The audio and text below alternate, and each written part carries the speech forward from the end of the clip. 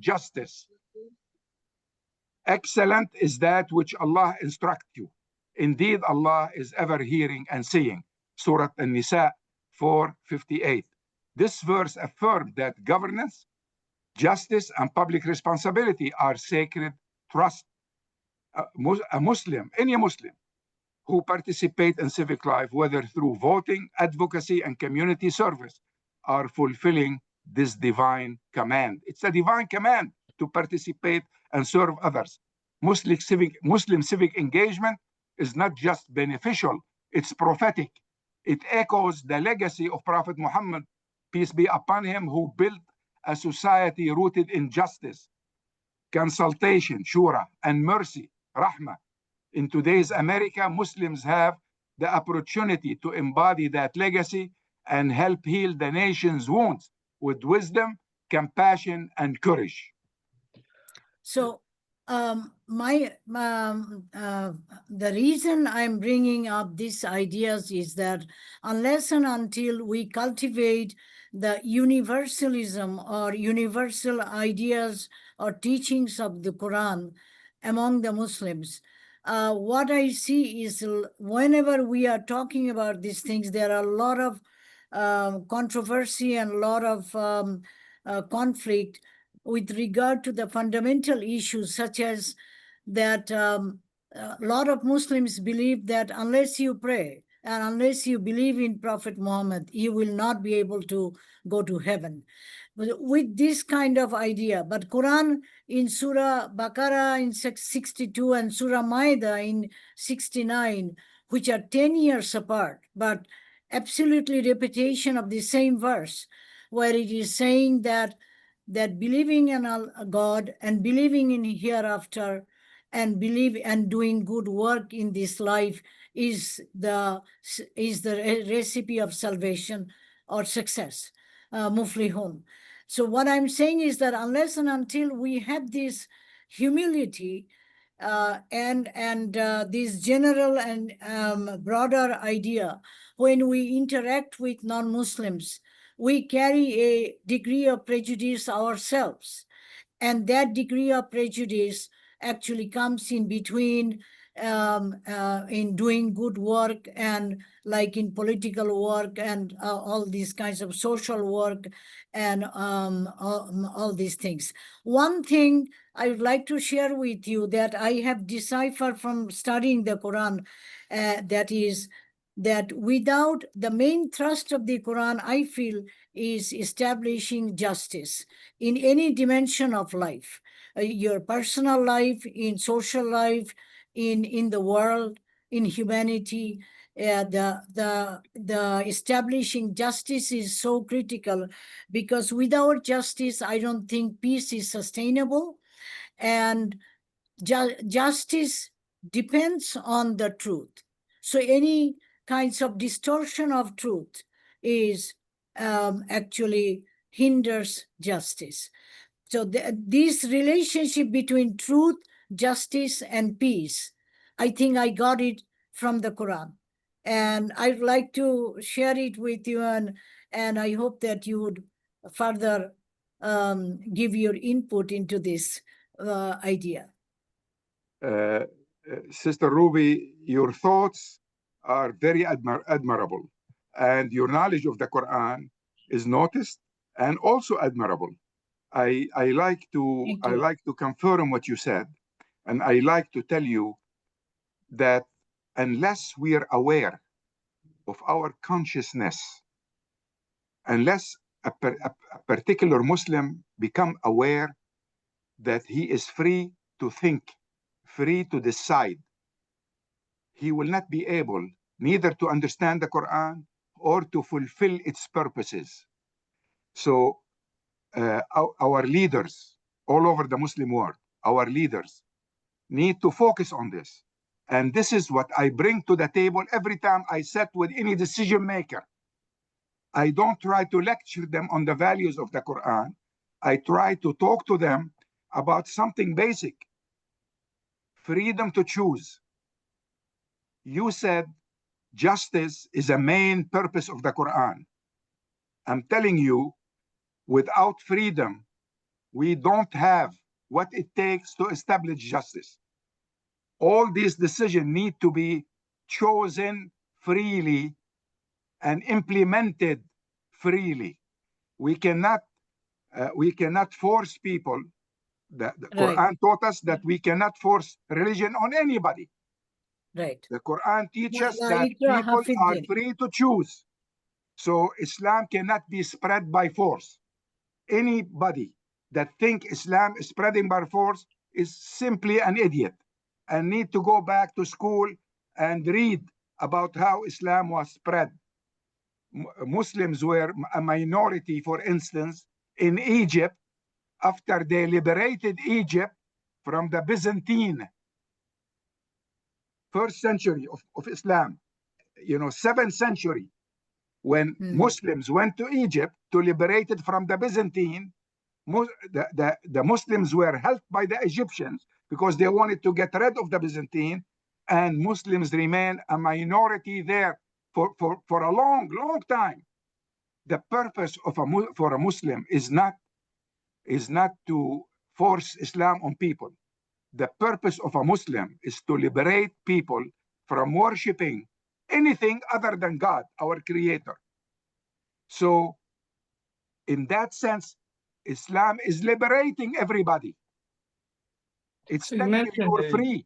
Be on your own. Choose freely. So if you want to choose justice, if you want to choose, for instance, to listen to Jesus, we respect you. We love you. Because in the Quran mentioned that Jesus is the word of God and a spirit from God. The Quran mentioned that Jesus is the Christ. We recognize Jesus as the Christ, Al-Masih, the Messiah, the Christ. So you're free to either believe that Muhammad is a prophet or not to believe. And there is no way Muslims can use the Quran and enforce their belief on anybody else. As long as those people are willing to live together in peace and use common sense and social justice, then they will be left alone. Our job is not to colonize the people, steal their wealth like Europe did to us, but our job is to empower people, show them that there is a theology that teach them to be free on earth from worshiping anything and only have loyalty to the creator of this planet and this universe. This is the main purpose of Islam, the way I understand it and the way I see it and the way I try to propagate it anytime I meet with leaders. So it sounds like Muslims believe in the concept of a public square where there is mutual communication, there's friendly and diplomatic dialogue between different diverse communities, and people learn from one another. Now, it's kind of difficult nowadays because the concept of a public square can mean different things in America. So we use the word diversity, for instance, and obviously diversity is important. It's important that a country is a melting pot with people who come from all different parts of the world to learn from one another. Diversity sometimes means though that everybody just has a seat at the table, and that doesn't mean that they're necessarily communicating. And you mentioned in some of your writings that there's a difference between diversity and pluralism. And pluralism, that's a form of diversity where groups actually communicate with one another and learn from one another. And this is important because America, everybody's throwing around diversity, equity, inclusion as a bad word. Now, so America is a diverse society. There's lots of different groups. Do you think America is actually a pluralistic society? Actually, let me start with the public square. You mentioned public square. Islam has some foundational principles. One of them is shura. Shura means consultation. Consultation means if you want to make a decision, you get together and you consult each other. And then at the end of the meeting, you decide what is it that you need to do. This is what Prophet Muhammad taught us when he was invited to the city of Yathrib that later became Medina to rule. When he went there, people the next day came to him and tried to pledge allegiance. He said, on what basis are you pledging allegiance to me? They said, well, we invited you to come and rule us, and we're pledging allegiance to you. He said, yes, but my religion is contractual. So what do you mean? They never heard that before. He said, if you want to get married, we sign a contract. If we want to go in business, we sign a contract. You want me to rule over you without a contract specifying your rights and your duty and my rights and my duties? They said, well, what are you suggesting? He said, to write a contract. And that day he wrote the first social contract in history. That social contract is based on consultation. A leader is a servant leader in Islam, not a ruler. A servant leader doesn't decide what he wants because that's what he wants. He decides what the people ask him to do, and then he implements that, and he is responsible first to Allah subhanahu wa ta'ala, the creator, God who created everything, then to the people who entrusted him with this. So yes, there is a distinction in my mind to start with between diversity and pluralism. Now I'm taking the second part of your question. Diversity is a democratic fact. Pluralism is a moral and civic achievement. Is America a pluralistic society, you ask? America is undeniably diverse, but pluralism is defined as active engagement across differences, mutual learning, and shared civic responsibility is far from more elusive. We don't have it at this time. As the Pluralism Project at Harvard University puts it, diversity is not pluralism.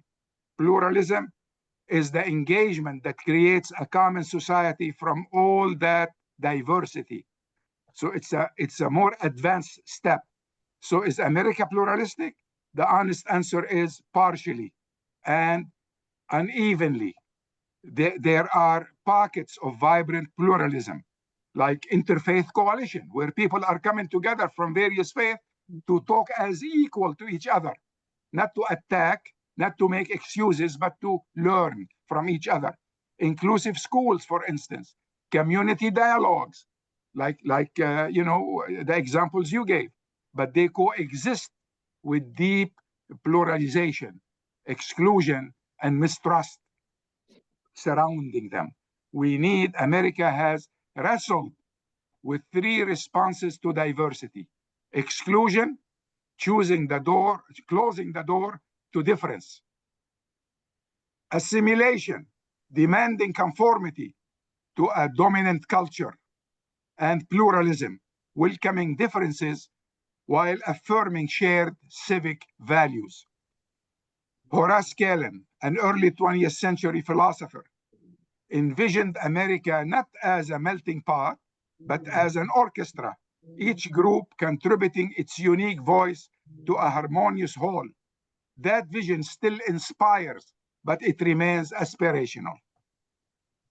Doesn't Quran also say that to seek commonality and in diversity, in the diversity of humanity? There are verses where it says that Allah is urging people to seek commonality with the followers of different religions, saying that we believing in one God and we believing in the moral principles and values and all this.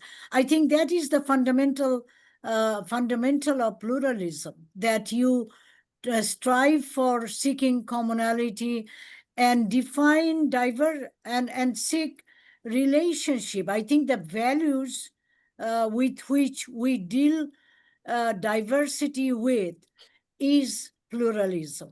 This is what I think, that the values that we use to deal with the diversity, looking at the other person with humility, knowing that we do not know that, only God can judge, and we are here only to do good work. So our focus should be only doing good work and not to judge who is better and who is worse, because we do not know the answer. If we can carry that humility within ourselves, I think that will shape define the pluralism better and encourage constructive engagement, I think. Well, I think.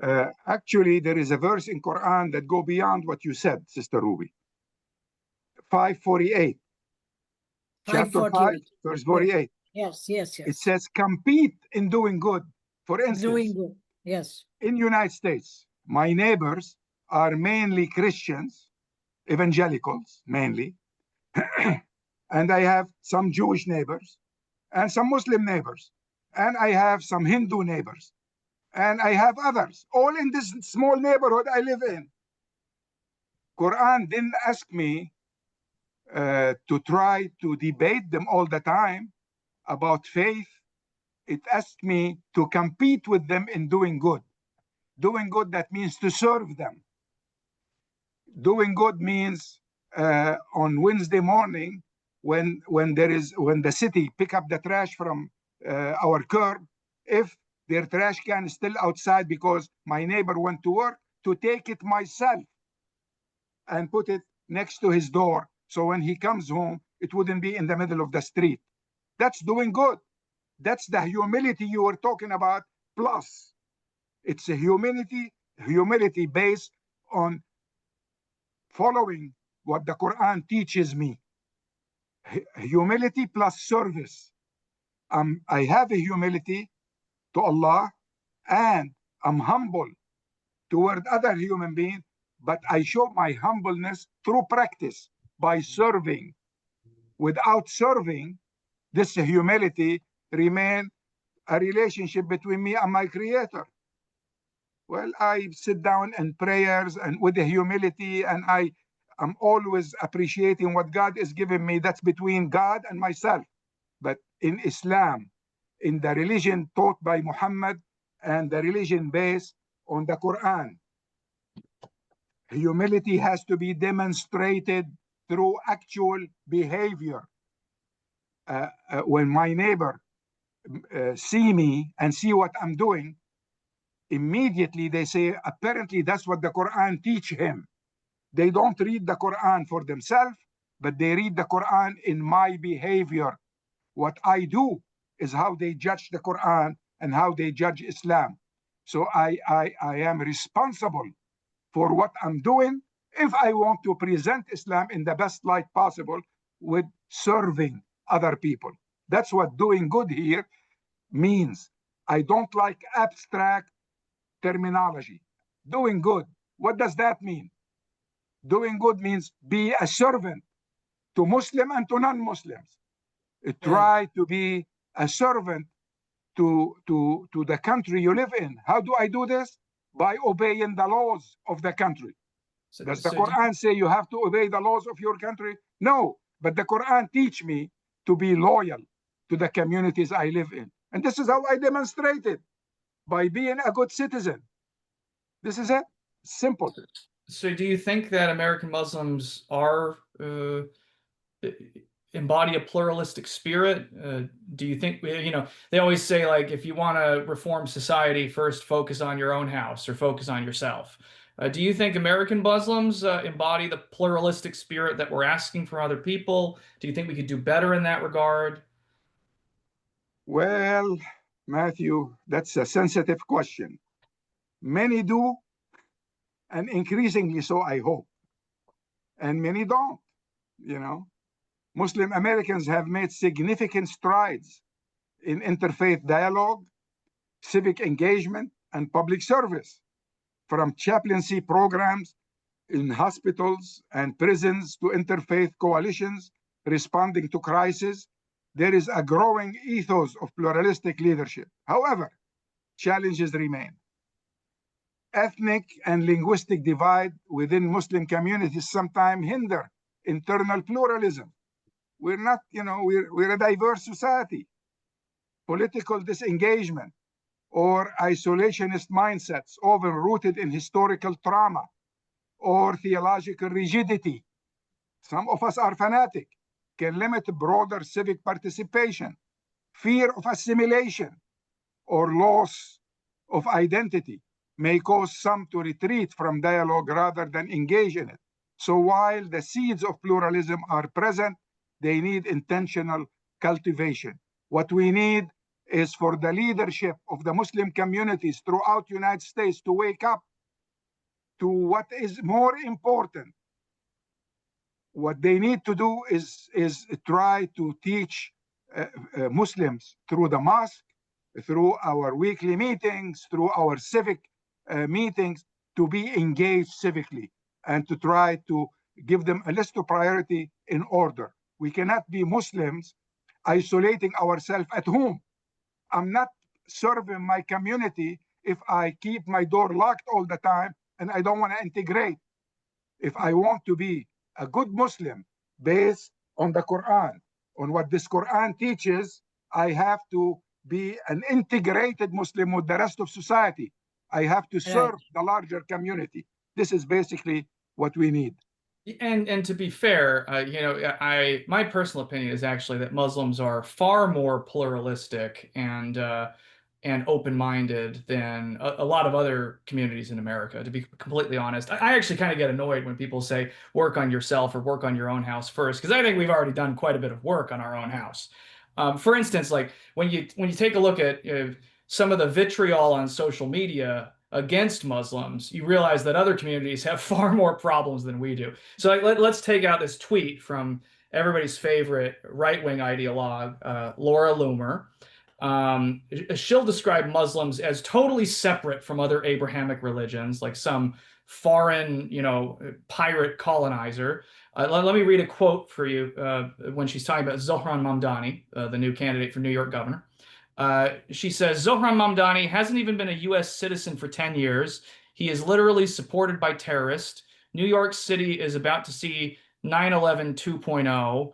I mean, that's not a country of pluralism. And it seems like even though we make mistakes as a community, we're trying our best to respond in good faith. So if you were Zohran, for instance, how would you respond as a pluralistic person to a statement like this? Well, actually, her words are inflammatory. You know, it's a textbook example of Islamophobic fear-mongering. If I were Zohran Mandani, I'd respond with clarity, courage, and moral conviction. Here's how I might frame it. I don't want to speak for him, but this is how I would frame it. Laura Loomer's words are poison. They thrive on division and feed on fear. But I refuse to let lies define our future as Americans. I'm a Muslim. I am an American. I am a public servant committed to justice, dignity, and peace. To equate my faith with terrorism is not just false, it is dangerous. It echoes the same rhetoric that led to surveillance of mosques, bullying of children, and the desecration of sacred spaces. We've been through a whole lot in this country because of those accusations. I will tell her I was elected by New Yorkers who believe in a city where no one is demonized for their name, their skin, or their prayers. I stand with Jews, Christians, Muslims, and people of all faith, and none, because our liberation is bound together.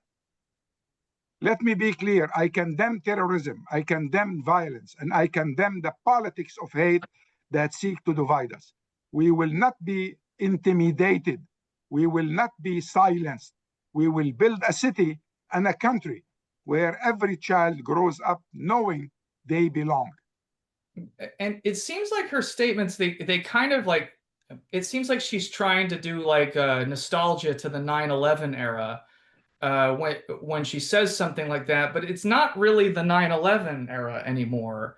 Everybody already kind of knows that there was a lot of overblown Islamophobia back then. Everybody kind of knows Muslims were demonized. It seems like most of America is a little smarter than that nowadays.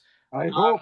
And we hope. And in particular, like younger Muslims, I think are much better at, you know, not just working within that narrative, but kind of thinking outside the box and talking to people in a way where they're not constantly on the defense all the time. What would be your advice to young people nowadays in terms of responding to statements like this? Actually, when we say young Muslims, that means young American Muslims. And young American Muslims are like all young Americans. They think critically. I believe in the ability of the youth to think critically and to search for themselves. I mentioned this when I was thinking about translating the Quran. My faith in young Americans is what led me to dedicate 7 years of my life to translate, to do the first translation. Now that translation is in its third edition. I always update it. Anyway, usually I seek the advice of young Americans instead of advising them. But if I have to advise them with something, I would say, given the outsized influence of US foreign policy on Muslim majority countries and the moral weight of decision made in Washington, many argue that young Muslim Americans have not just the opportunity, but the ethical imperative to engage politically. In other words, we need young Muslims to influence America's influence overseas, because 2 billion Muslims live outside United States. And we, as American Muslim, 1 million American Muslim inside the United States, can train our youth to influence the future politics of our country and when it wants to deal with the rest of the world. Deal equitably, deal intelligently, deal with other people as a human being. Put the best interest of a human being ahead of your own and our own interest. Just because we are Americans that doesn't make us chosen people. Everybody, every human being is a chosen person. God doesn't create people accidentally. He created them because he chooses them. And if we're chosen and we're in the United States, let's use what this country offered us to build a better country and a better world based on what we have in this country. So this is basically... So you have, Dr. Kaskas, you have come to a very important point. America is the most influential nation in the world. Its policies at home and policies abroad actually can victimize people at home and abroad, and its policies can also help bring about justice and harmony in the world. We have seen that through Woodrow Wilson's policies, through FDR's, Franklin D. Roosevelt's ideas and policies, Marshall Plan, and all these things. Even the Cold War was ended by America's initiative to have the visionary China policy in the 70s and detente in the 80s. These are visionary. These are really good leadership that emerged from Washington, D.C. But what I am thinking right now is that America is in a very bad shape right now. And its institutions are getting dismantled. Its politics is derailed, and I think it is according to many experts, it is no longer a functioning democracy. It's a dysfunctional democracy, and it's probably is approaching toward authoritarianism. So at this critical stage, in this critical time in crisis, do you think that Muslim Americans, I'm talking about Muslims because that is the group that we can focus right now, that we can... Well, I'm a Muslim, with the message. Muslim, and we're talking about Muslim. We talk about it without apologies. I'm a Muslim American, and I'm proud to be that. Muslim American, proud Muslim Americans, yes. And I emphasize that. But what I'm saying is proud Muslim Americans also have responsibilities. Yes. And the responsibility, and according to the Quran, as I understood, is that a Muslim should chart a course the most effective way. And the most effective way you can make a difference today in the United States is participate in the political arena. That you can really change the policies at home and policies abroad. So, but what I'm seeing is that a lot of Muslim young Americans are shying away from politics because of thinking that big money, the corruption, and all these things. How can we cultivate or really encourage these huge potential that exist in our Muslim community, the bright and the best people to come up and participate in politics to make the biggest difference? The biggest difference we can make in the life of our youth, then in the life of the country we live in, we have to start with ourselves, is through the Quran and its teachings. The Quranic values can revolutionize American politics, not through domination, but through transformation. The Quran offers a moral architecture that transcends partisanship and speak directly to the soul of governance. For instance, Quran talk about justice, adl. The Quran talk about compassion, rahmah. The Quran talk about consultation, shura. The Quran talk about accountability, musa'ala. According to the Quran, leaders are not rulers. They are servants. They answer to God and to the people who selected them. This is how we can bring about a revolutionary change in the United States, by reminding the majority of American people of Jesus' teaching, and by demonstrating ourselves what the Quran teaches. By reminding the majority of what Jesus teaches, and by demonstrating ourselves what the Quran teaches. These principles are not abstract. They are actionable, and they can reshape American politics from the inside out. If embodied by leaders who carry both spiritual depth and civic courage, both. As for a nationwide leadership network, yes, we need one that will revolutionize United States. We need to build one. To bring this vision to life, we need more than hope. We need infrastructure, such as nationwide network of workshops, fellowships, and mentorship programs that aim to train future Muslim politicians in policy, ethics, and public communication. We need to root the leadership in Quranic ethics, not just ambition. It has all to be based on the Quran. Build coalition across race, faith, and class, modeling prophetic pluralism. Create safe spaces for young Muslims to wrestle with identity, power, and purpose. And we need to assure parents, if your child is becoming too Americanized, bring them back gently, slowly. Be the example for your children. Don't try to be tough with them out of fear of losing them.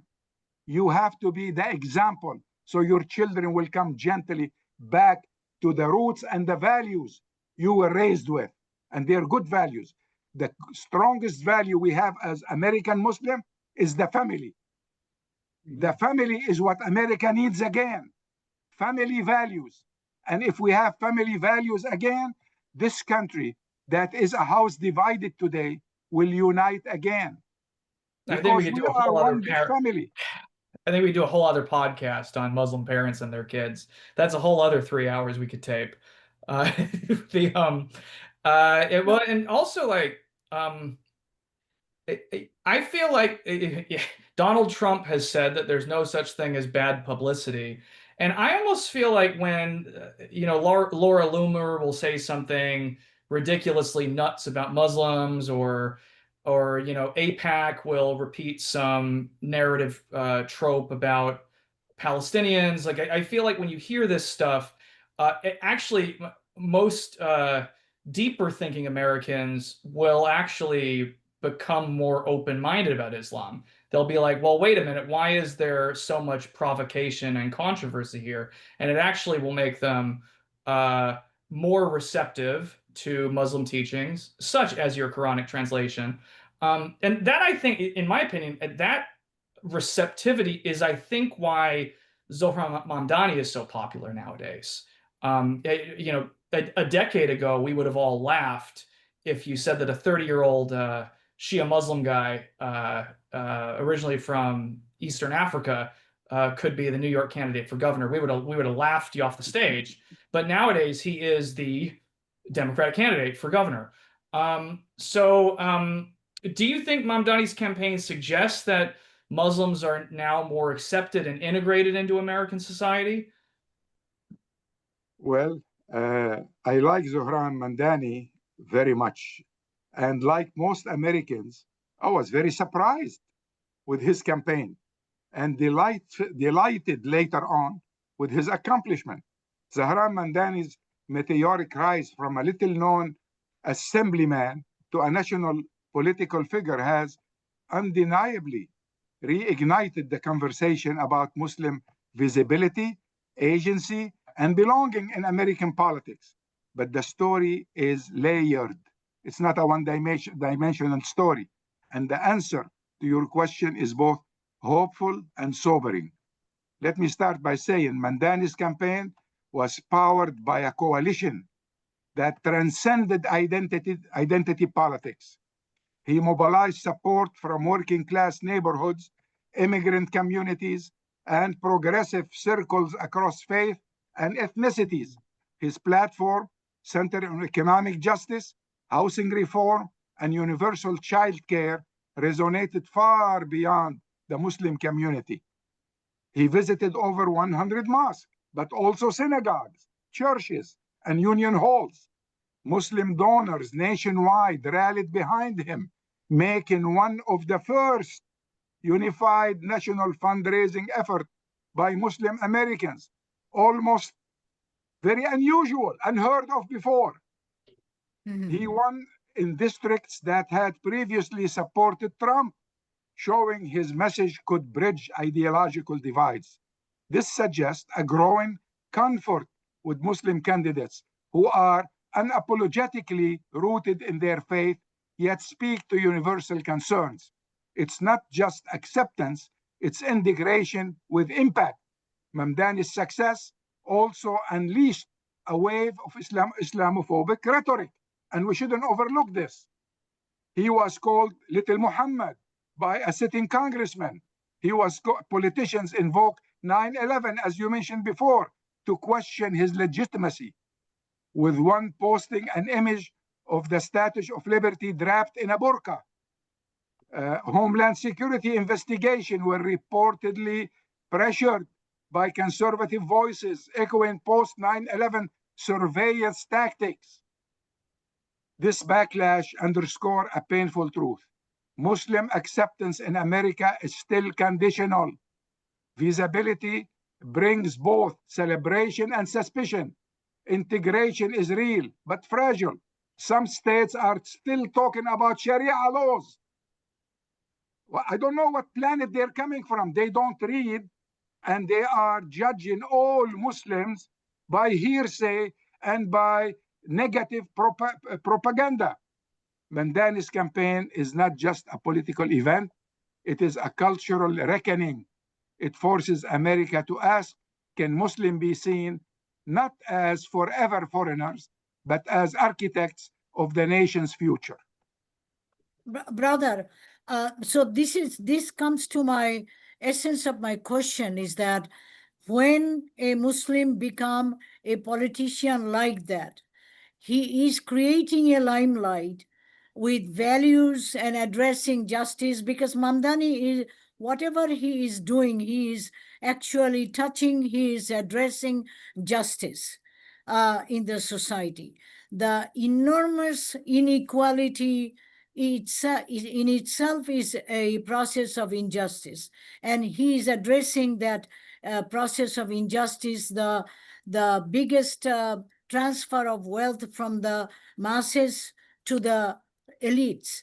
And so I'm saying that whenever a person becomes a politician, he can become he is in the limelight most of the time, and therefore he is more capable of bringing Muslim values to the mainstream, to the American mindset, and create a positive image about Islam and the Muslims.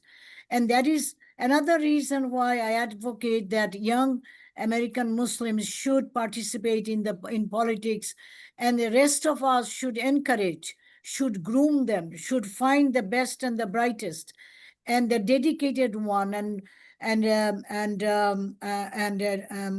very, very good one to represent us and also represent Islamic values to the mainstream Americans. So that I think after Mamdani, if Mamdani wins the election in November, I think that my feeling is that this is a opening of a floodgate.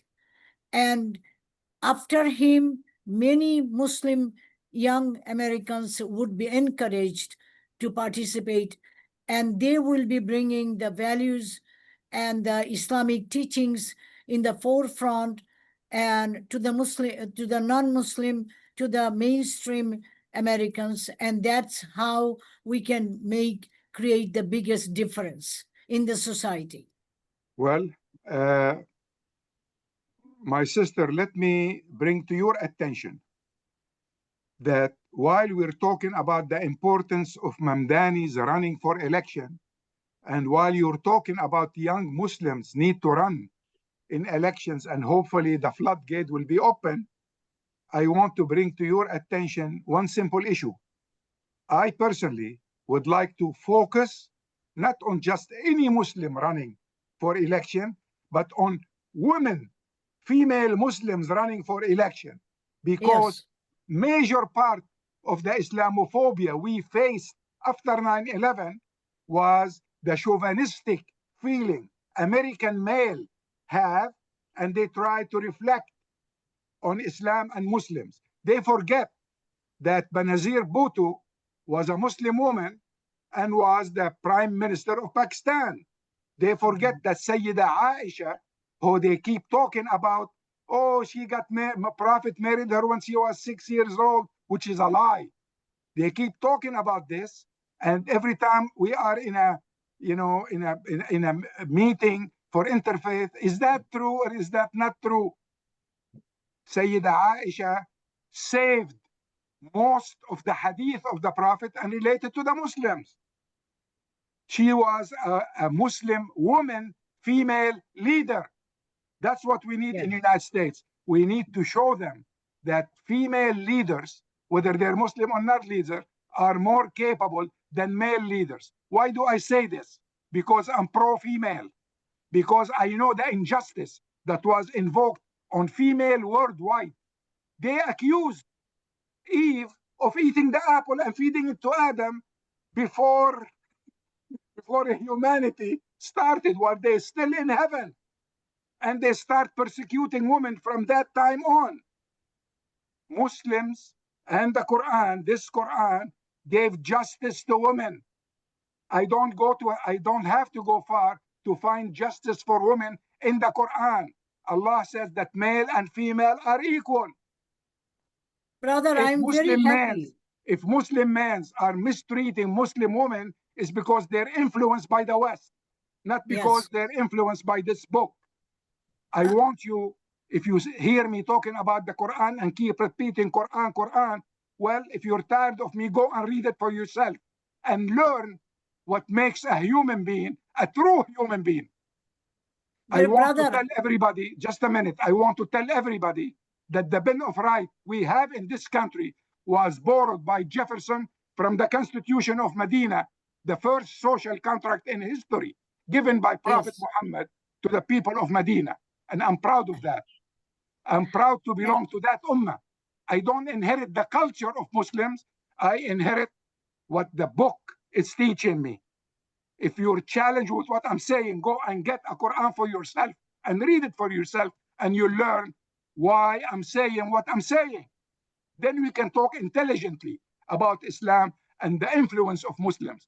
And for every parent who is not reading this book and using it as a manual daily for his life and how to raise his family, I encourage them to go and get a book, whether in Arabic, whether in English, in Urdu, it's available in every language in the world, and read it every day.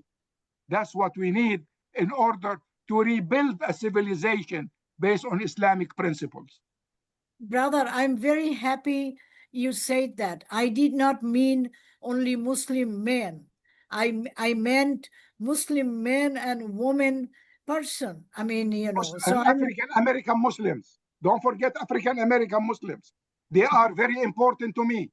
I just finished a global conference that I prepared and I was leading. And somebody told a Muslim representative from Uganda, why don't you come to us and we will show you this and that? I said, never. Why don't you go to him? Why does he have to come to you? Some Muslim also hide some racism. We need to bring all that up to the surface. We're not ideal people, but we have an ideal book that teaches us how to be the best possible people we can be. And you bring up a good point. So you think that a Muslim woman can be the president of the United States one day? Wait a minute. Not only a president of the United States, she can lead the world. Okay. And she can do a very good job. Thank you. You know why? Thank you. Because women pay attention to details. When I want job to be done well, I entrust it to a woman. And I've been a businessman all my life. As a business consultant, I helped open over 200 different startups, and they're all successful. And they are successful because I know who to hire to do a particular job. And when a job requires intelligence and attention to detail, I entrust it to a woman. There you have it, Dr. Safi Kaskas saying, next president of the United States, Muslim woman. You heard it here first on Policy Point Podcast. But so no, but you bring up a very good point. Rudy will run for the next election. But you bring up a very good point, though, that the next step after Zohran Mandani for the American Muslim community is to bring on more diverse American Muslim voices. You know, we do have a few congressmen and women from different backgrounds. We have a Black Muslim from Indiana. We have a Palestinian American woman in Michigan. We have a Somali American hijabi woman in Minnesota. We have Zohran, who is African. Still running. Yeah. He didn't make it yet. He's still running. He's still running. He'll probably win, inshallah. But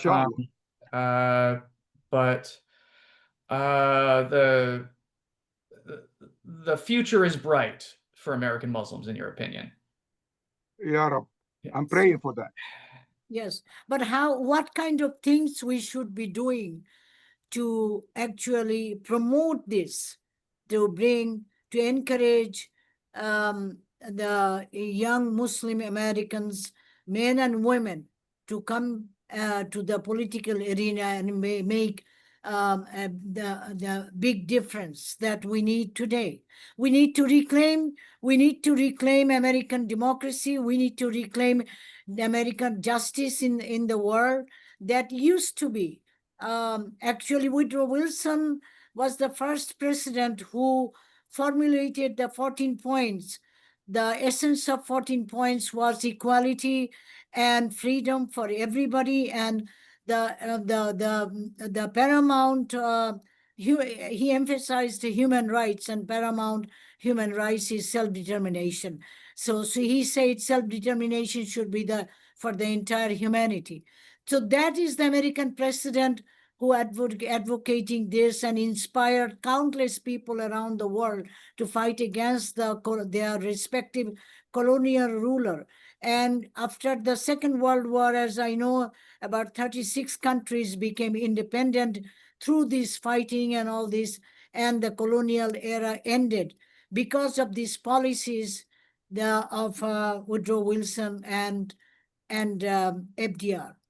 So we need to create Woodrow Wilson type of Muslims who would be advocating that kind of policies in the Muslim world to stop genocide in Palestine and the injustices and all these things that are going on, and the warmongering, the reckless military arms race and militarism that is going on, that we have to really be policymakers to stop this kind of nonsense and bring a peaceful world and more stable world, and world that will be at par with the Muslim values or Islamic values that Quran has propagated. My sister, you talk about Woodrow Wilson, which is a very good example of the values United States embraced for a long, long time, since its inception, I should say. But I have even a more comprehensive example, which is Muhammad sallallahu alayhi wasallam. And the way Muhammad was not a prophet and a messenger who talked only about religious values. Muhammad had a reputation before he was a prophet of being a Sadiq al-Amin, the truthful person who always tells the truth. The Amin is the trustworthy. He was known as the truthful and the trustworthy. So when the people of Yathrib, who were fighting each other for a long, long time, Yathrib was a town near Mecca, not too far from Mecca. They were killing each other for a long time, and they were getting tired of doing this. When they wanted a person that they can all trust and put him in charge so they can have justice but peace, they went to Muhammad, who's not even from their town, and invited him to come to rule over them, to be the governor of their city. And the genius of Muhammad, I wrote a lot about this, and I consider myself really focused on the Constitution of Medina. It's something that I hold dear to my heart. Medina. Yeah, because it is a foundational text that it's a first step toward governing in an equitable way, in a just way. So what Muhammad did, part of his genius, was to write a constitution, to write a social contract. That social contract, every single item, it has like 46 constitutional articles. Some people say more. They were all based on the Quran. But in that document, he never mentioned the Quran, not even once. It was talking about all the principles of Islam, but he never mentioned Islam in that document either. That's part of the genius of Muhammad. He talked about principle of justice, how to be just and how to be equitable. And consequently, the people of Medina approved it. And in order to understand the magnitude of what I just told you, we need to know the construct of the people of Medina at that time. They were 20% Jews,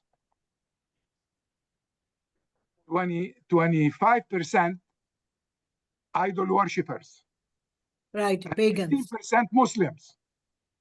I spent years looking for these statistics. They didn't come just because I asked AI about the percentage. It took me years of research to find out the structure of that city. So for Muhammad to come with a social contract that is unanimously approved by anybody, by everybody, in a city with that type of population, it had to be equitable for everybody. And that's what it was. So today, Muslims are very fond of calling this country the the Islamic Republic of this and the Islamic Republic of that. Forget it. Drop the name Islamic and let Islam be the content, not the name. This way, if you do something wrong, people would not say Islam told them to do something wrong. It will be what's wrong will be because of you didn't understand the Quran properly and you didn't govern properly, not Islam, you. So don't call Islamic this and that unless you prove to be a good Muslim first. So be equitable, especially to the minority in your country. Like Kurd, why are Kurds always trying to have an independent country of their own? Because where they live, they're not treated equitably. They're not treated fairly in Syria, in Turkey, or in Iraq. They should be treated as citizens. This is what the Constitution of Medina insisted on. Everybody, Jewish, idol worshiper, Muslim, they're all equal citizens. And many Muslims don't even know that. Oh, idol worshippers, yes. Idol worshippers. They were treated equal. Aziza Al-Hibri and many other constitutional experts are finding amazing similarities between Sahifat al-Madina, which is the Medina Charter, and the Constitution of the United States, with regard to like sense of justice and federalism and the freedom of religion, freedom of speech, and all that. So we have forgotten that spirit for a long time, and we need to bring that spirit into our consciousness. And people like yourself, I think, could be really advocate for promoting that spirit among a lot of Muslims who have under misunderstanding and wrong informations and misinformed, and they think that democracy is a Western idea. It is not an Islamic idea, and therefore it should be rejected. And of course that, we know in Tunisia, brother,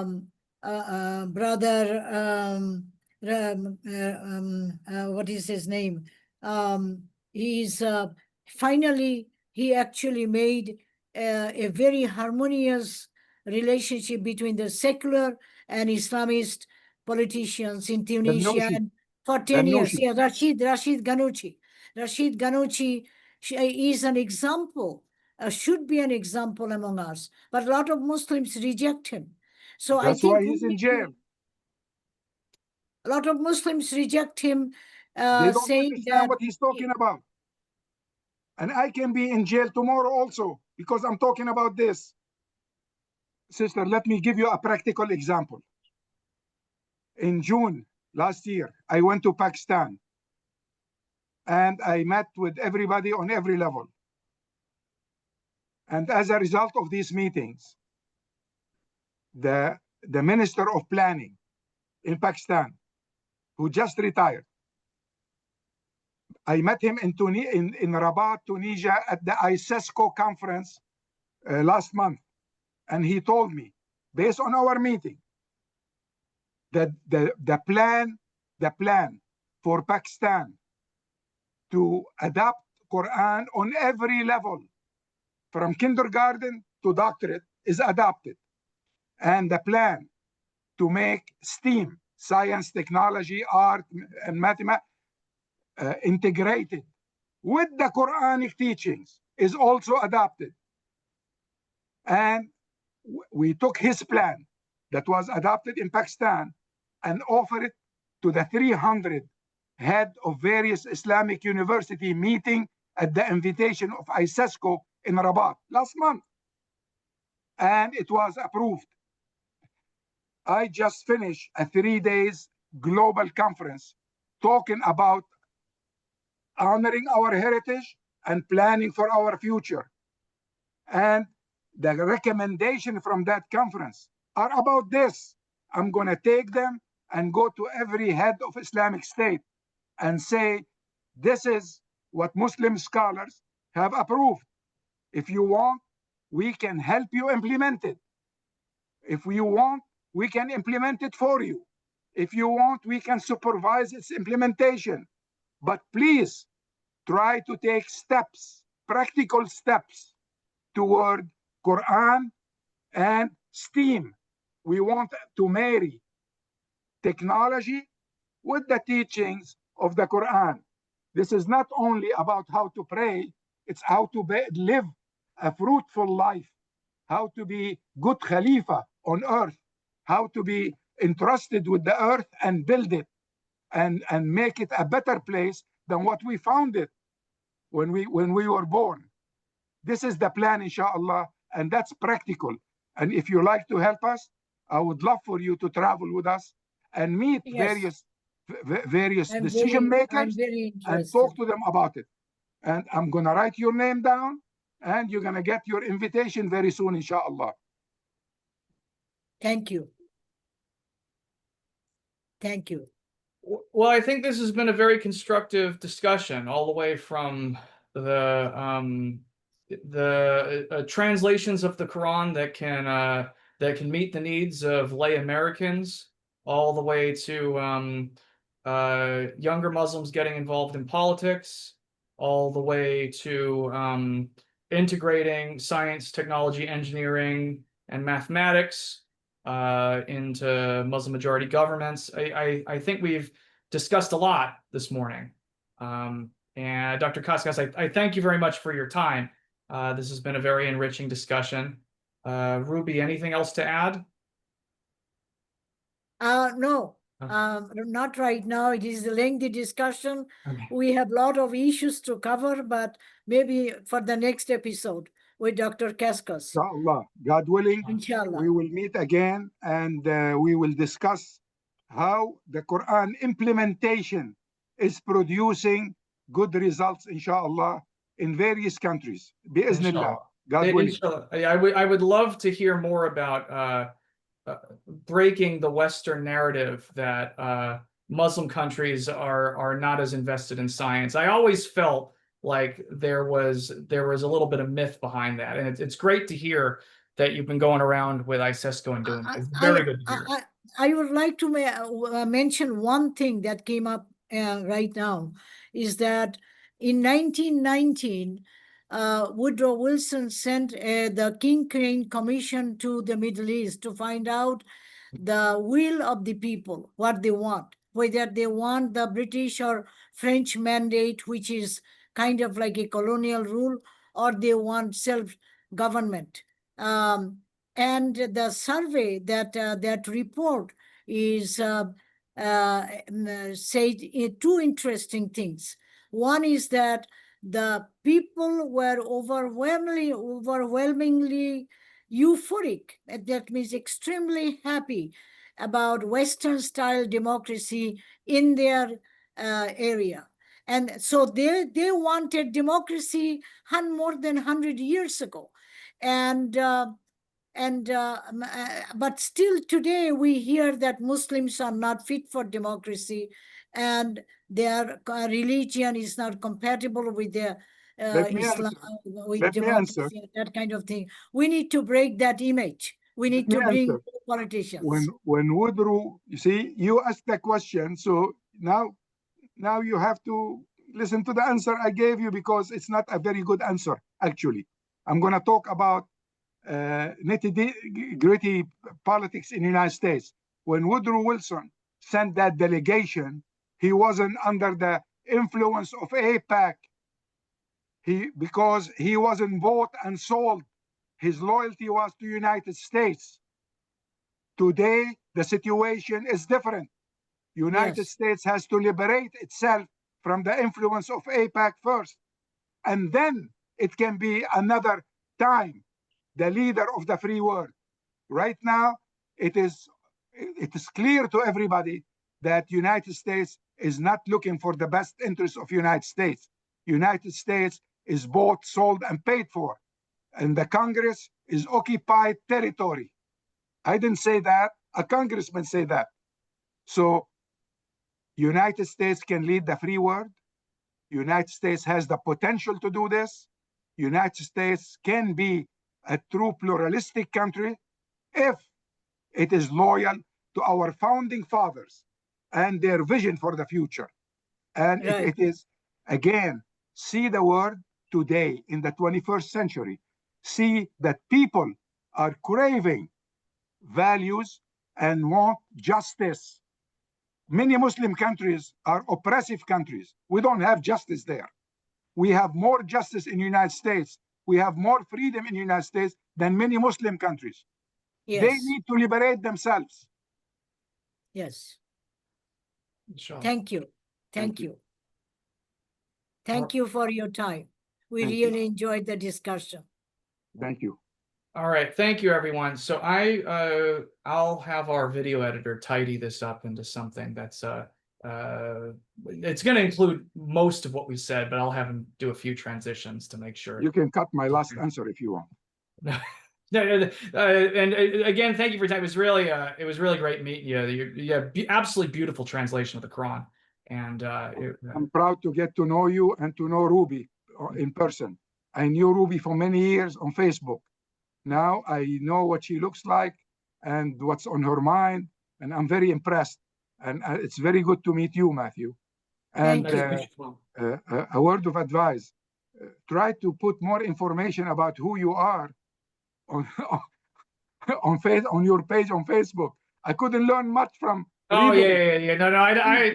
No, I have a day job as a physician that where I try to I didn't know that. public life and my social life a little bit separate. But you'll see, inshallah, in the next 12 months that I'll be a lot more present on social media. I'm considering Inshallah. run for public office. God willing. Yeah, God inshallah. willing. Inshallah. Okay. Proud to know you. Thank you very much. God All right. bless. Yeah, Thank you, Nice to meet everybody. Thank you. Nice to meet you. All right. See you later. Pleasure. Assalamu alaikum. Assalamu alaikum. Wa alaikum assalam. Thank you very much. Bye-bye. Thank you.